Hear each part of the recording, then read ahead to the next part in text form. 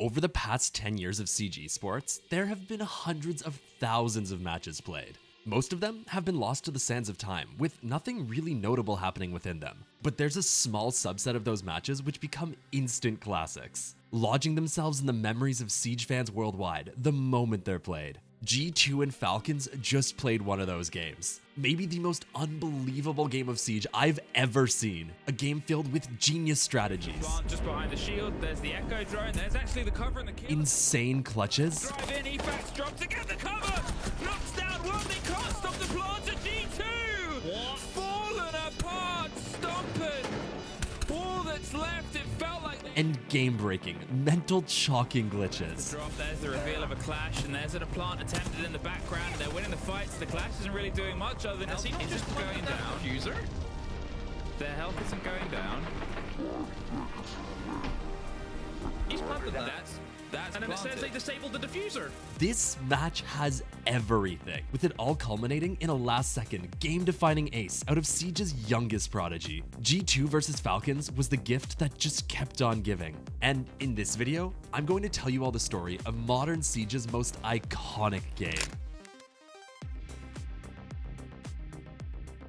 Falcons are the best team in the world on Bank, a fact that doesn't even come close to being controversial. 33 wins in a row on the map is a statistic which just seems almost beyond belief. This is a map where they just can't be beat. But despite this, G2 somehow lets it through the ban phase, choosing to face Falcons on their best map. G2 aren't a bad team on Bank by any means, having just taken down VP, another top team on Bank just the previous week. But Falcons are truly just a cut above anyone else on this map. For years, nobody has taken them here and won. And it's to the point where most teams won't even give them the chance, choosing to face them on literally any other map when possible.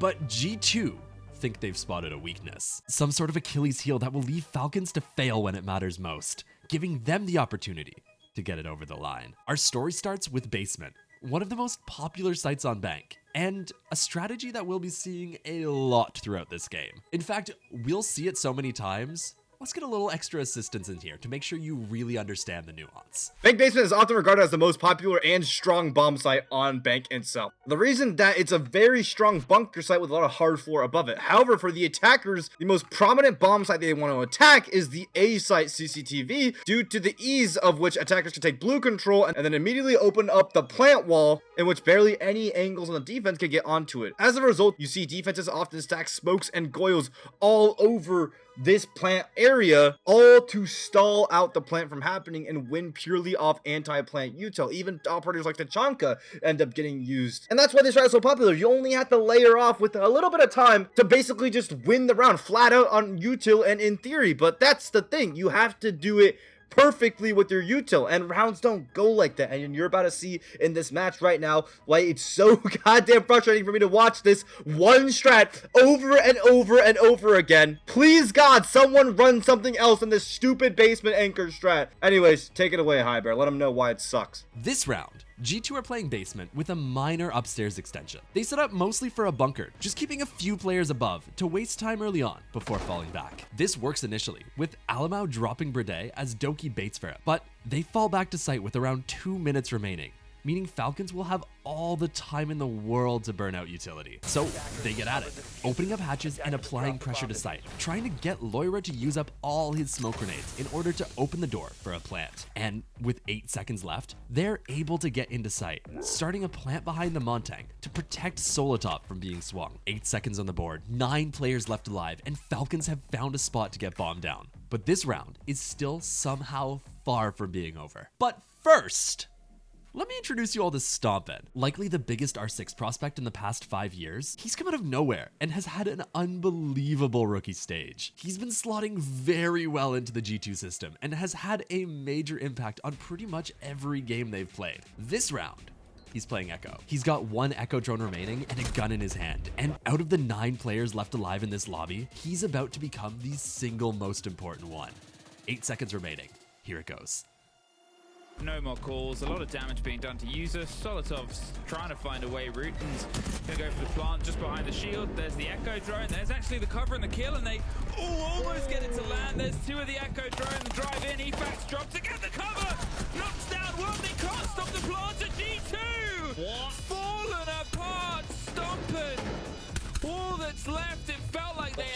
everything.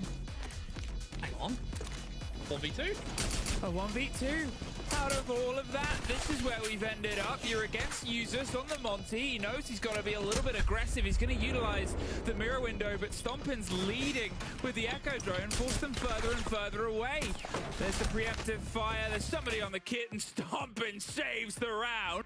What a performance out of the young superstar. Not only using his gadget to deny plant, but also taking down 3 opponents as he retakes the site. I mean, just look at this fadeaway as he crosses the angle to revive Doki. The two of them play beautifully off one another, with Doki diffusing while Stompn covers, showing off the synergy that has become expected of this G2 roster. One thing I love about FPS esports is the fact that rounds are never really truly over. Sure, one team can have a massive advantage, an indomitable position, whatever, but sometimes you're playing against Shaiiko, one of the best players in the world, with over 2,000 career kills, and so good he was literally banned because everyone thought he was cheating. Shaiiko is one of those players who on occasion will just completely turn around on its head, and as Falcons attack upstairs, it starts looking like he'll need to make a miracle happen. Falcons are going for a square-sided attack, stacking pressure towards CEO from stock and CEO windows. The idea behind this attack is to draw resources frontside in order to open an opportunity for a lurker to hit marble or spiral. So Falcons make a ton of noise, clearing out util to allow Liquefact to go for his lurk, but G2 are ready for it, and he's greeted with a C4 as he reaches the top of the staircase. For a lot of teams, losing their back pressure like this can be fatal for the attack. With no real way into the round, the rest of the attack slowly peters out, leading to an easy cleanup for the defense. But remember, Falcons have Shaiiko, and he manages to do this. Yeah, Doki using the clash as the chance of the swing. Burrito's taking a lot of damage inside stock, but support comes around the corner and they're able to at least trade out the position and then just screams their way in. Shaiiko gets the back of Alamau and the head of Doki. Now they've cut the site in half and the 2 remaining players. Where can Stompn go to try and offer some support? Blaz could not look anywhere, for nowhere was safe. And well, there's at least the kill on Shaiiko, but that is all they get. 1-1 is the scoreline, and G2 were like, we had that. Let's run it back. This time, Falcons go for something completely different. A top square direct take with massive presence on the CEO windows. Their plan is actually pretty basic, and with this 5-step plan, you too can become a master of an almost unstoppable CEO attack. First, force the defense out of lobby and hold their retake from the lobby window repels. Next, get on CEO repel without fear of getting peeked from lobby because of that awesome baiting teammate just sitting there the entire round. Good job, Lion. We're proud of you. Third, get rid of every possible bit of cover around site with the help of Ash charges and Flores drones. Side note, look at Doki as he tries to escape all of the util being tossed at, just crawling on the floor. Anyways, I thought that was funny. Moving on. Repel in top square and hard reach open the CEO walls. Finally, walk in sight while spamming smokes and flashes in order to deflect attention away from the planter, opening the door for them to get bombed down just inside the windows.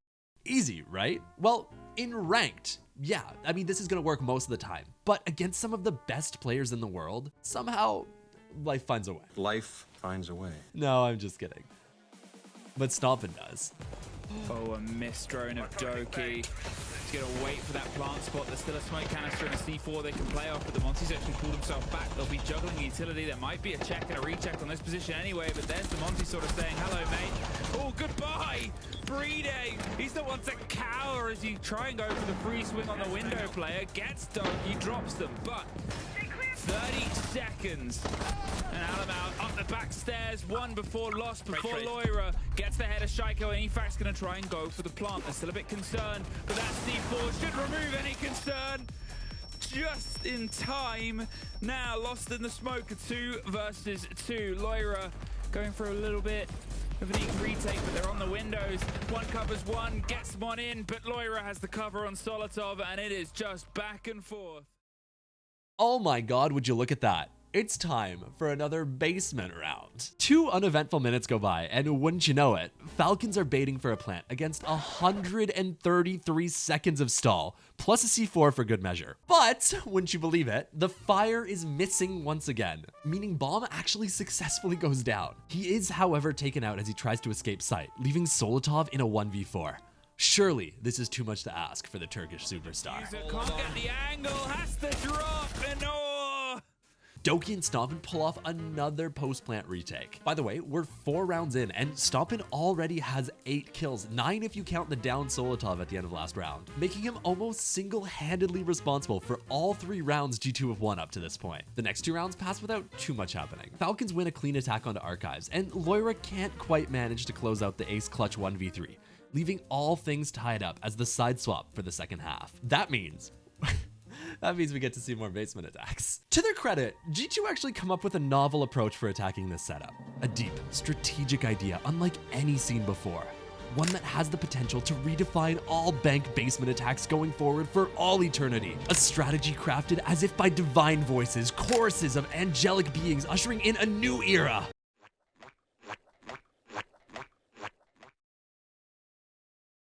Loira takes Garage to hold security through Red Hall, making it so that the defenders can't play inside Red Hall, and so that he can hold this cut through site to stop them from being able to retake towards security. This actually works incredibly well for G2, as he takes down 2 defenders trying to swing him to relieve the pressure. This allows him to simply hold the retake from Brede, while his teammates get case down, managing to convert G2's first attacking round.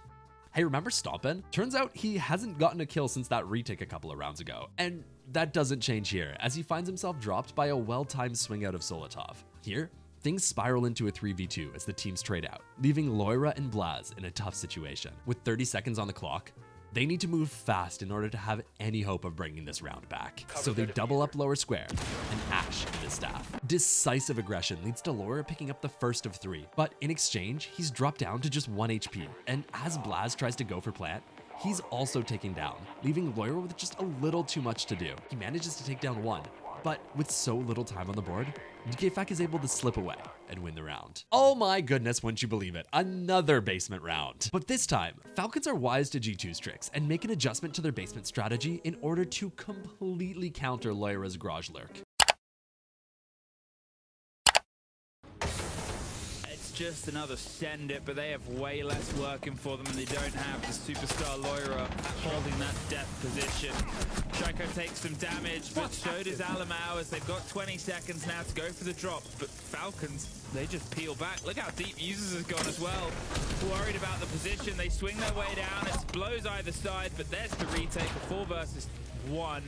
I can't believe it, folks. For the first time this game, Falcons have taken the lead, and now they just need to convert it. But off the back of a tactical timeout from G2, the boys decide to get a little bold. They come up with a ridiculous strategy using the Blitz, Ash, and Raura. So let's take a second to break it down and do a deep dive into what it is they cooked up. The main idea is to Ash in top square in order to plant on the wall next to Janny, but Falcons have defenders in place to stop this, so there needs to be a little something extra out of G2 for this to be successful. And that something is the Raura of Doki. From outside the CEO windows, he's going to shut the doors from Trump and Banana, stopping the Warden of DKFAC from being able to help with the push. And with that taken care of, the smokes in Blaz's pocket suddenly become a lot more potent as G2 get ready to go.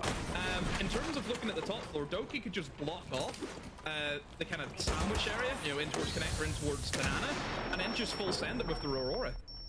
Talking about full send it, they're already in and trying to get the plant on, but doesn't last very long. Brede has to C4, gets rid of Blaz, but they do get 2 kills for the trouble, almost, and yes, 3. So, G2 still coming up pretty happy with how this rush through has gone. About to swing a corner with a shotgun against the shotgun, but now that is all that is left. Brede does get a second for the round, 3 more to try and find, but unfortunately Stomping on the window. It's beautiful. The rush play goes perfectly. As Blaz goes into play, Alamau also repels in under the cover of the smoke, where he sits and holds the retake across site. He manages to pick up 2, completely shutting down Falcons, allowing them to convert and tie the game. Round 11 is a bit of a nothing round, as another open area 3v2 is easily converted by a no-time prone swing out of Shaiiko, meaning G2 are now facing match point, needing to win the next round in order to force overtime. But it's basement again, meaning nothing happens for 2 whole minutes, just for G2 to successfully stick plant while Falcons aren't paying attention. By the way, I feel like I didn't emphasize it enough earlier on, but this site probably has the hardest retake in the entire game. And that's without even having your Clash playing teammate cosplaying a Mira window for your opponents to peek off of. Which, oh gosh. Overtime. In Siege, 3 rounds to decide the game. The first team to win 2 rounds takes all the marbles. It's high stakes, tense, and there's almost no room for error. So it's fitting the first site Falcons go to is basement again. Like always, we spend the first 2 minutes doing absolutely nothing. Wait, Solotov, what are you doing? For no reason at all. Solotov, playing a position which usually entails simply shooting a drone and falling back, seemingly forgets there are stakes here and is caught with his pants down by Loira swinging with the shotgun pistol, putting G2 in an excellent position. Making matters worse for Falcons, Alamau catches Likefak with his shield out main stairs, and a firebolt from the Capitao is able to do almost his entire health worth of HP. G2 get themselves in a position to plant. They do the dance, burning every bit of utility Falcons have on side, before moving in to attempt the plant. Falcons have nothing to stop bomb going down. Everything is going in G2's favor. But then, heartbreak. Reveal of a clash, and there's a plant attempted in the background, and they're winning the fights. The clash isn't really doing much other than causing some pain, but... Ooh. So they're planting. Their health isn't going down. Diffuser? Their health isn't going down. He's planted that. That's And then planted. it says they disabled the diffuser. An unlosable post plant out of G2 is ripped away from them as a glitch causes the game to think diffuser is planted outside of sight, ending the round the second it goes down. With no technical way to pick back up where they left off, the admins are forced to make an impossible decision, getting the teams to replay the round. For G2, the roller coaster of emotions just continues its downwards plummet as the replayed round ends in a decisive defensive lockout. Imagine for a minute what it would be like to be G2 in this instance. You played a perfect attacking round, essentially guaranteeing you would put up match point, but next thing you know, through no fault of your own, it's wrested away from you and given over to your opponents. Now, they've got no room for error if they want to take this game. 2 rounds remain. Here it goes. Basement comes first, and things don't start well for G2. Alamau is caught out by a nasty one-tap out of Solotov as he tries to cross back to site, leaving G2 in an early disadvantage. But here, Blaz makes a risky, potentially round-defining decision. He's droned out main stairs, but after shooting the drone, instead of slinking back to site, he instead presses forward, sneaking upstairs to try and find a flank. Falcons don't have a clue, and he's able to find a crucial pick on to use this, getting rid of Falcons' execute utility before finding himself traded out. But the damage is done, and with no real way forward, a single well-timed C4 out of Doki is enough to send us forward to the 15th round. It all comes down to this, G2 versus Falcons for all the marbles. And for this final round, we finally see a site other than basement. Falcons stake everything on CEO, which G2 choose to answer with their CEO Windows retake. But this is something Falcons have seen before, and as Loira gets on drones to check if he's safe to walk in electrical, the Solus of Likefak is lurking in wait, and he's able to find his team the opener. G2 have no option but to stay the course. They continue their plan, setting down their utility, but the weight of the situation makes every second the clock counts closer to 0 feel all the more heavy. But then, an opportunity. An unbelievable shot out of Stompen brings the balance back to even, and he follows up with another onto Shaiiko. 2 players dropped in the space of 10 seconds, and suddenly it's G2 playing from an advantage. Better yet, they know Likefak is isolated down below. So with over a minute on the clock, the whole team drops downstairs in order to collapse on the isolated player. But then, Ifak plays things perfectly. 2 inside the site, buying as much time as possible. The pings on the Rara, the limitation of the space that they can sort of swing around and play. It's a fight that needs to be won out here by the Solus, but they're surrounded slowly and steadily. They've taken their time for the pinch. The support has come down. Dropped in lobby. Blaz is also surrounded on the back. They are tucked either side. And whichever way this first kill goes, it's a chain of death. They swing out. There's one. There's the trade. A massive 1-for-1 out of Ifak. It's followed up by a beautiful swing out of Brede. Now, with 50 seconds on the clock, G2 need to convert, but with no real utility, this certainly favors the defense. See, in Siege, when a player is planting, they can't be gun up, meaning that as Doki goes into plant, Falcons will have a temporary 2v1, where they can retake with a momentary man advantage. But in this case, the cover is Stompen, and with him and Doki playing off each other, there's seemingly nothing these two can't do. Doki, a narrow angle separated by the Rara, waiting for some support here from Stompn. They're either side of it, one in long desk, one trying to make their way up, and Doki's crouched himself close. The swing on Janitors is empty. There's the swing onto long desk either side. Now there's about to be another bit of pressure from the player. 30 seconds, other side of the Rara door, it opens up. Suddenly now, all the players are in an angle, and the plant is being attempted. There's Doki for a good. Oh, it's Stompn and Doki